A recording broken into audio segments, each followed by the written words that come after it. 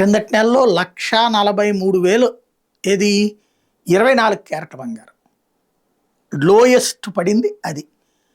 ఇప్పుడు 22 క్యారెట్ల బంగారమే 1,47,000. అదే సందర్భంలో 24 క్యారెట్ల బంగారం 1,62,000కి నిన్న చేరింది. పీక్స్ అనమాట. గత 3 నెలలతో పోల్చుకుంటే పీక్ స్టేజ్కి చేరింది 1,62,000 ఇవాళ. ఇంకా పెరిగేటటువంటి అవకాశం ఉంది. అదే సందర్భంలో 22 క్యారెట్ల బంగారం 1,47,000 అంటే ఆర్నమెంట్ బంగారం. వెండి కూడా భారీగా పెరిగింది. అయితే 2,30,000 కంటే తగ్గలేదు.